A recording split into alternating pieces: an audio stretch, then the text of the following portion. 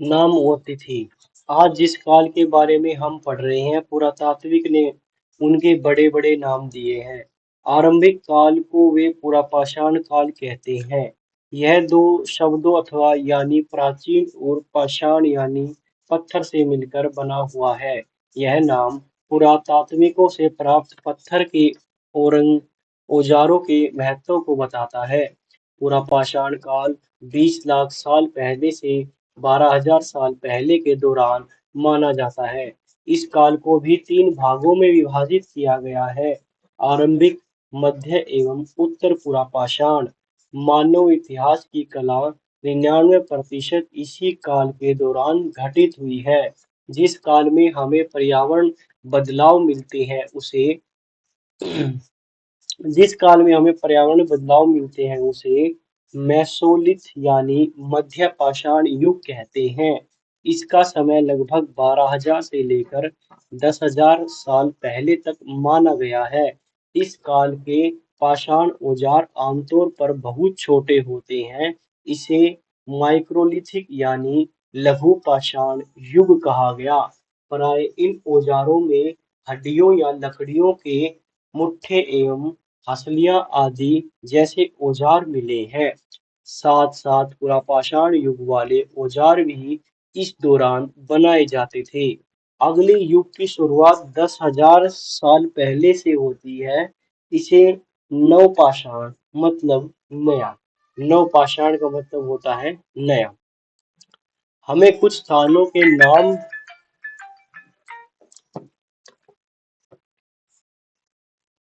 हमें कुछ स्थानों के नाम दिए हैं।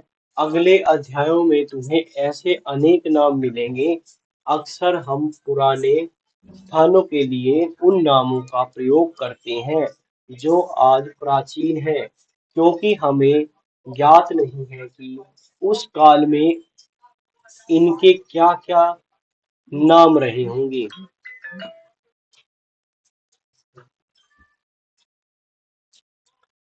बदलती हुई जलवायु। अब उस टाइम पे क्या होता था, भी जलवायु लगातार जो है वो चेंज होती रहती थी। लगभग 12,000 साल पहले दुनिया की जलवायु में बड़े बदलाव आए और गर्मी बढ़ने लगी। इसके परिणाम स्वरूप कई क्षेत्रों में घास वाले मैदान बनने लगे। इसमें हिरण एवं बारहसिंघा, भेड़ बकरी और गाय जैसे उन जानवरों की संख्या बढ़ी जो घास खाकर जिंदा रहते थे। जो लोग इन जानवरों का शिकार करते थे, वे भी इनके पीछे पीछे आए और इनके खाने पीने की आदतों और प्रजनन के समय की जानकारी हासिल करने लगे। हो सकता है कि अब लोग इन जानवरों को पकड़कर अपनी जरूरत के अनुसार पालने की बात सोचने लगे हों। साथ ही इन काल में मछली भी भोजन का प्रमुख स्रोत बन गई थी। इसी टाइम में क्या हुआ, खेती और पशुपालन की शुरुआत होने लगी। इसी दौरान उपमहाद्वीपों के भिन्न भिन्न इलाकों में गेहूं और धान जैसे अनाज प्राकृतिक रूप से उगने लगे थे। शायद महिला, पुरुषों और बच्चे ने इन अनाजों को भोजन के लिए बटोरना शुरू कर दिया होगा। साथ ही वे यह भी सीखने लगे होंगे कि आज आज अनाज कहाँ उगाते थे और कब पका तैयार होता है। ऐसा करते करते लोगों ने इन अनाजों को खुद पैदा करना सीखा होगा। इस प्रकार धीरे धीरे वे कृषक बन गए होंगे। अब देख रहे हो थोड़ा थोड़ा क्या हो रहा है, ट्रांसफॉर्मेशन हो रहा है। इसी तरह लोगों ने अपने घरों के आसपास चारा रखकर जानवरों को आकर्षित कर उन्हें पालतू बना लिया होगा। सबसे पहले जिस जानवर को पालतू बनाया गया वो जानवर था कुत्ता। धीरे धीरे लोग भेड़, बकरी, गाय और सूअर जैसे जानवरों को अपने घरों के नजदीक आने को प्रोत्साहित करने लगे। ऐसे जानवर झुंड में रहते थे और ज्यादातर घास खाते थे। अक्सर लोग यह जंगली जानवरों के आक्रमण के लिए सुरक्षा के लिए करते थे। इस तरह धीरे धीरे पशुपालक बन गए। क्या तुम बता सकते हो कि सबसे पहले कुत्ते को ही क्यों पाला गया? देखो, कुत्ता जो है वो सबसे इंसान का सबसे अच्छा दोस्त भी कहा जा सकता है, या कह सकते हैं कि कुत्ता जो है ज्यादा फेमिलियर होता है और सभी जानवर के मुकाबले। अब आप खुद सोच के देख सकते हो, आपके पास दो ऑप्शन दिए जाए, एक तो भेड़िया पालन का और एक कुत्ते पालन का, तो आप क्या पालना सोचोगे? प्रेफर करोगे कुत्ते को। तो उसी प्रकार जो पीछे के जो अम, आदिमानव काल थे, उन्होंने भी कुत्ते को सबसे पहले पालना स्टार्ट किया। ठीक है, और इसलिए भी कुत्ते को पालते थे क्योंकि वो क्या करते थे, जो दूसरे जो जानवर है उनको दूर भगा देते थे। ठीक है, घरेलूकरण की प्रक्रिया, लोगों घरेलूकरण की प्रक्रिया स्टार्ट होने लगी कि मतलब घर में उपयोग होने लगी जो चीजों को वे बाहर उपयोग करते थे। लोगों द्वारा पौधे उगाने और जानवरों की देखभाल करने को घरेलूकरण मतलब घर की एक प्रक्रिया का नाम दे दिया। अपनाए गए थे पौधे तथा जानवर अक्सर जंगली पौधे तथा जानवरों से भिन्न होते थे। इनकी वजह से ही इस प्रक्रिया के तहत अपनाए गए पौधों या जानवरों का लोग चयन करते थे। उदाहरण के तौर पर लोग कहीं पौधे तथा जानवरों का चयन करते थे जिनके बीमार होने की संभावना कम होती है।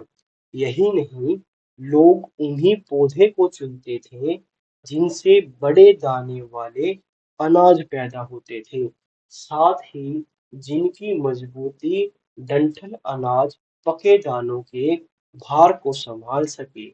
ऐसे पौधे के बीजों को संभाल कर रखा जाता था ताकि फिर से उगाने के लिए उनके गुण सुरक्षित रह सके। उन्हें जानवरों को आगे प्रजनन के लिए चुना जाता था। उन्हीं जानवरों को आगे प्रजनन के लिए चुना गया जो आमतौर पर अहिंसक होते थे, जो काटने के लिए न उन्हीं जानवरों को आगे जो है वो पाला गया। इसलिए हम देखते हैं कि पाले गए जानवर तथा कृषि के लिए अपनाए गए पौधे जंगली जानवर तथा पौधे से धीरे धीरे भिन्न होती गई। मिसाल के तौर पर जंगली जानवरों की तुलना में पालतू जानवरों के दांत और सींग छोटे होते थे। बिल्कुल होते होंगे। इन दांतों को देखो, देखो ये ऊपर जो दो दांत हैं, इन दांतों में कौन सा जंगली सुअर का और कौन सा पालतू सुअर का दांत रहा होगा? देखो, ये जो है वो तो जंगली सुअर का दांत रहा होगा। ठीक है, बड़ा और पहना है। ठीक है, और ये जो है वो पालतू सुअर का दांत रहा होगा। ये कैसे है? देखो, इन्हीं जो पहले के लोग बाग थे वो उन जानवरों को पालना प्रेफर कर रहे थे जो है कम आक्रमण करते हो और जो है पालने के लायक हो। सबसे पहले पाला गया जानवर भी आप देखते हुए क्या था? कुत्ता था। इन प्रक्रिया पूरी दुनिया में धीरे धीरे रही। यह करीब 12,000 साल पहले शुरू हुई। यह प्रक्रिया जो 12,000 पहले साल पहले शुरू हुई, वास्तव में आज हम जो भोजन करते हैं वे इसी प्रक्रिया की वजह से है। बिल्कुल इसी प्रक्रिया की वजह से है। वे जो बहुत साल पहले की बात करें, हड़प्पा से भी जो के साक्ष्य मिले हैं, चावल के साक्ष्य भी कहीं कहीं से मिले, आगे पढ़ेंगे। तो वो क्या है, तभी से इवैल्यूएशन होते हुए आज हम जो है इतनी फसलों की ओर पहुंच चुके हैं कि अपना काम कर सकते हैं। आप लोगों को एक चीज का पता होगा कि कोई भी चीज जो है वो एक दिन में डेवलप नहीं होती है, उसके लिए क्या करता है, इवैल्यूएशन होना पड़ता है, बहुत सालों का टाइम लग जाता है। तो सर देखो, प्राचीन फसलें गेहूं तथा जौ आते हैं, उसी तरह सबसे पहले पालतू बनाए गए जानवर कुत्ते के बाद भेड़ बकरी होंगे। बिल्कुल, ये क्या क्यों बनाई गई भेड़ और बकरी? क्योंकि ये आक्रमण नहीं करते होंगे। एक नवीन जीवन शैली, अनाज के उपयोग। देखो, अनाज को क्या है, या तो हम कह सकते हैं कि बीजों के रूप में किया, देखो ये रहा बीजों के रूप में, खाद के रूप में भी, उपहार के रूप में भी, भंडारण के लिए भी अनाज का प्रयोग किया जाने लगा। तुम किसी पौधे के बीज को बो कर देखो, बिल्कुल तुम क्या करो, एक काम करो, आपको पौधे के बीजों को बोकर देखो, तुम पाओगे कि इसे विकसित होने में कुछ वक्त लगता है। इसमें कुछ दिन भी लग सकते हैं, महीने भी लग सकते हैं, या साल भी लग सकते हैं। साल जैसे जो हो गया बांस का बड़े पेड़ हो गया, वो क्या है, कुछ ना तो महीने में उगता है, ना ही दिनों में उगता है, वो सालों में उगता है। इसलिए जब लोग पौधे उगाने लगे तो उनकी देखभाल के लिए उन्हें एक ही जगह पर लंबे समय तक रहना पड़ता था। बीज बोने से लेकर फलों के पकने तक, पौधों की सिंचाई करने तथा खरपतवार हटाने तक, जानवरों और चिड़ियाओं से उनकी सुरक्षा करने के लिए, कटाई के बाद अनाजों को संभालने के लिए, अनाजों को भोजन और बीज दोनों ही रूप में बचा कर रखना आवश्यक था। इसलिए लोगों को उनके भंडारण की बात सोचनी थी। अब उगा लिया, ठीक है, काट लिया, अब उनको क्या कर रहे हैं, हम भंडारित कर रहे हैं। बहुत से इलाके जो है, बहुत से इलाके में लोगों ने मिट्टी के बड़े बड़े बर्तन बनाए, टोकरियां बुनी, या फिर जमीन में गड्ढा भी खोदा। क्या तुम क्या तुम्हें लगता है कि शिकारी या भोजन संग्रह करने वाले बर्तन बनाने का उनका प्रयोग करते होंगे? क्या तुम्हें लगता है कि शिकारी या भोजन संग्रह करने वाले बर्तन बनाने और उनका प्रयोग करते होंगे? अपने जवाब का कारण बताओ। भाई बिल्कुल, मैं कह सकता हूँ कि 100% कि भाई जो शिकारी है या भोजन संग्राहक है, वे बर्तन बनाते भी हैं और उनका उपयोग भी करते हैं, क्योंकि शिकार को भाई बाद में कुछ भी चीज होगी, उनके स्टोरेज रखना होगी या बाद में खाने के लिए यूज करनी होगी, तो उन चीजों को देखा जाता है। जानवर चलते फिरते खाद्य भंडार थे। ये जानवर क्या थे, चलते फिरते एक खाद्य भंडार थे। जानवर बच्चे देते थे जिनसे उनकी संख्या बढ़ती थी। अगर जानवरों की देखभाल की जाए तो उनकी संख्या तो बढ़ती ही है, साथ ही उनमें दूध भी प्राप्त होता है, जो भोजन का एक अच्छा स्रोत है। यही नहीं, जानवरों से हमें मांस भी मिलता है, तभी तो इन्हें चलते फिरते भंडार कहा गया। दूसरे शब्दों में पशुपालक भोजन के भंडार का एक तरीका है। भोजन के अतिरिक्त जानवरों से और क्या क्या मिल सकता है? भाई भोजन तो मिलेगा ही, आज जानवरों का प्रयोग किस लिए होता है? देखो, भोजन की अतिरिक्त हम बात करें, जानवरों से क्या क्या मिल सकता है। हम एक चीज को लेकर चलते हैं, देखो भोजन किस चीज को लेकर चलते हो, जैसे हम गाय को लेकर चलते हैं, तो गाय, भाई ठीक है, जो पुराने जो लोग हैं वो उनको भोजन की तरह देखते थे, जानवर को, बकरी होगी, गाय होगी। आज के टाइम पे उनसे दूध मिलता है, ठीक है, उनके उपले बनते हैं, और भी इनके जो काम है, वो चीज, हर एक चीज को देखा जाता है, उनके उपयोग को देखा जाता है। जैसे भैंस है, उसके दूध को भी बेच सकते हैं।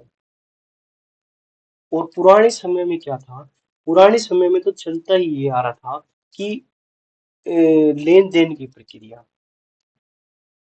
आज से लगभग जो पूरा पाषाण काल है, पत्थर युग है, उस काल में सिक्के नहीं मिले,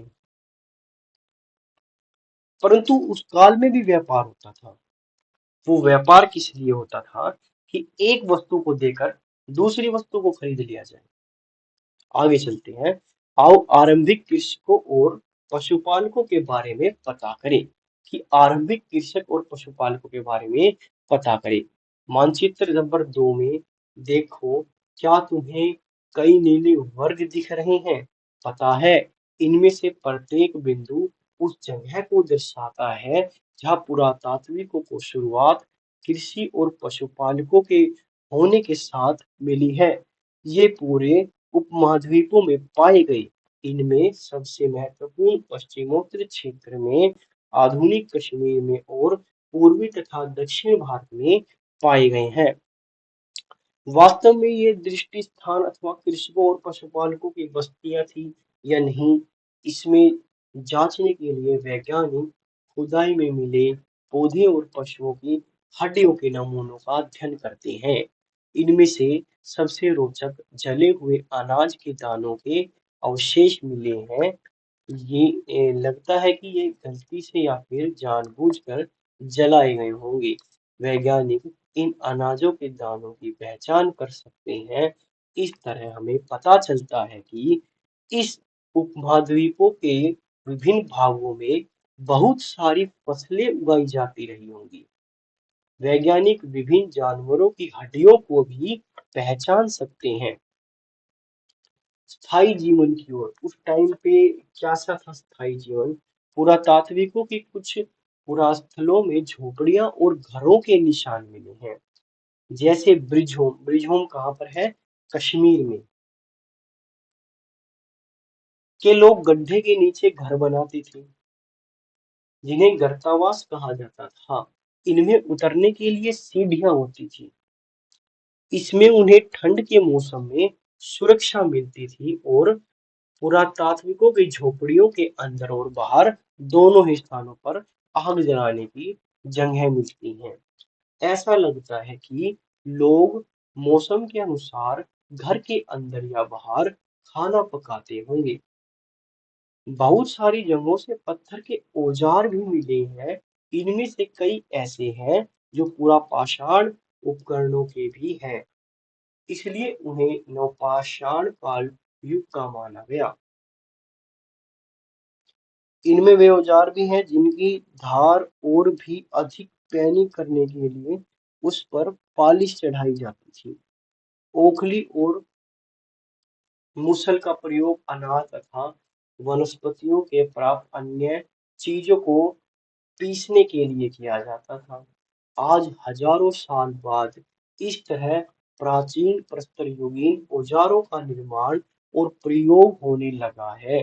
कुछ औजार हड्डियों से भी बनाए जाते थे। तो कुछ औजार ये थे औजार, ठीक है। कुछ औजार कैसे बनाए जाते थे? हड्डियों से भी। नवपाषाण युग के पुरास्थलों में कई प्रकार के मिट्टी के बर्तन मिले हैं। देखो जैसे ये रहा एक घड़ा, कभी कभी इन पर अलंकरण भी किया जाता था। बर्तनों का उपयोग चीजों को रखने के लिए किया जाता था। धीरे धीरे लोग बर्तनों का प्रयोग खाना बनाने के लिए करने लगे। चावल, गेहूं तथा दलहन जैसे अनाज पर आहार का महत्वपूर्ण हिस्सा बन गए। इसके साथ साथ अब लोग कपड़े भी बुनने लगे थे। इनके लिए कपास जैसे आवश्यक पौधे उगाए जाते थे। क्या तुम कल्पना कर सकते हो कि इस पात्र में क्या रखा होगा?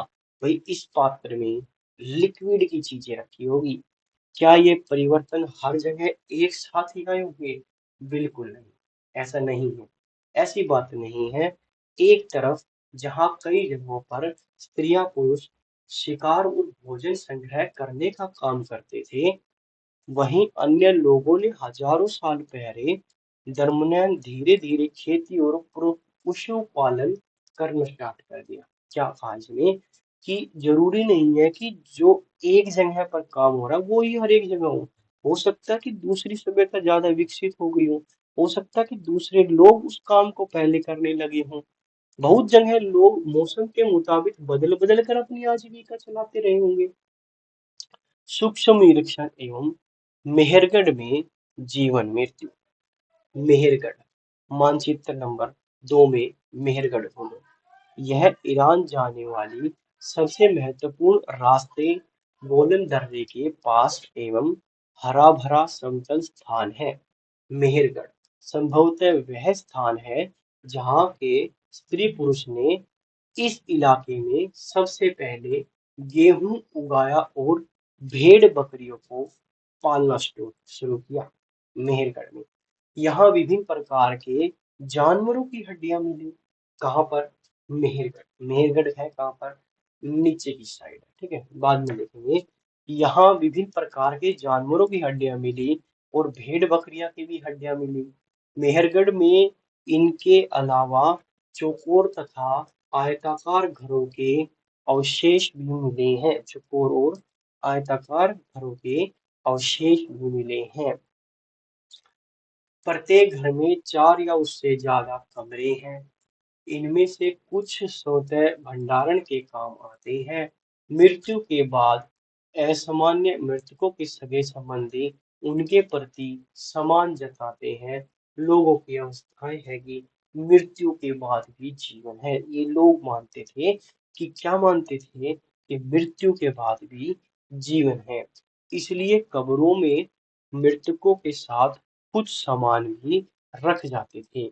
मेहरगढ़ के चित्र का घर का चित्र ऐसा था मेरगढ़ में, जिसमें 4 कमरे थे, बिल्कुल आयताकार था। मेहरगढ़ के घर शायद ऐसे दिखते हो। तुम जिस घर में रहते हो उसके साथ इस घर की क्या समानता है? भाई बहुत ज्यादा समानता है, सारी चीजें तो हैं। ऐसी ऐसी कई कब्रें मिली है। एक कब्र में एक मृतक के साथ एक बकरी को दफनाया गया। संभवतः इसमें परलोक में मृतक के खाने के लिए रखा गया होगा। देखो ये क्या आप पहचान सकते हो? ये तो किसकी, इंसान की है, और ये दो किसकी है? बकरी की हड्डियां हैं। मेहरगढ़ की कब्र में चित्र, क्या तुम बकरी और कंकाल को पहचान सकते हो? बिल्कुल, ये कंकाल और ये बकरी। आज का चैप्टर हमारा कंप्लीट। हम करेंगे अगले चैप्टर में, देखेंगे next chapter. Thanks for watching. हमारा चैनल जरूर सब्सक्राइब